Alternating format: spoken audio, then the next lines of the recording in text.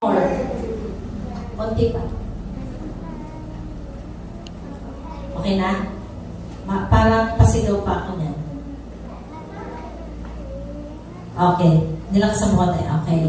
Ngayon pong umaga, alam ko pinagpala po ang bawat isa, pero iilan po ang nagpapasalamat. Sa lahat ng bagay, dapat nating ipagpasalamat sa Diyos. May pagsubok, may problema, dapat nating ipagpasalamat sa Diyos. Tayo pong lahat muna ay manalangin.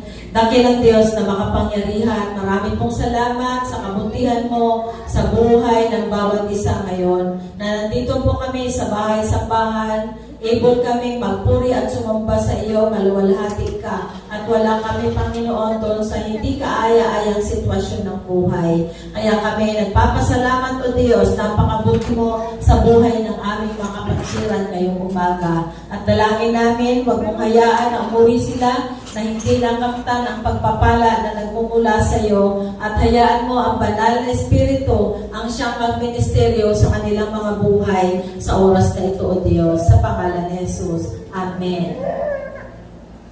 Ang ating pong tatalakayin ngayong umaga, ang mensahe ni James, chapter 1, verse 2 to 8, ay patungkol po ito sa pagsubok. Pagsubok po sa ating mga buhay. Sino po ba dito yung walang pagsubok o trials o problema sa buhay? Wala pong magtataas ng kamay, Kasi wala pong sino man na hindi dumadaan sa pagsubok. Ano po ba ang pagkaunawa natin sa word na trials? Testing yun.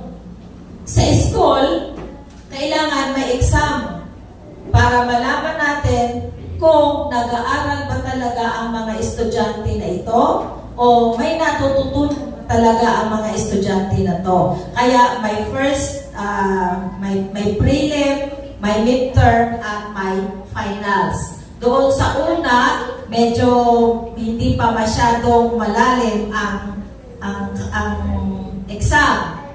Sa pangalawa, malalim-lalim na. At pangatlo, malalim na. Doon na ang final exam, yun na yung magsasabi kung papasa ka o hindi sa pagsubok. So, ang word na trials o pagsubok ay para sa lahat ito. Hindi lang para doon sa mga taong yung well-off, yung walang pangangailangan, kundi meron sila ng lahat ng bagay para, kumbaga,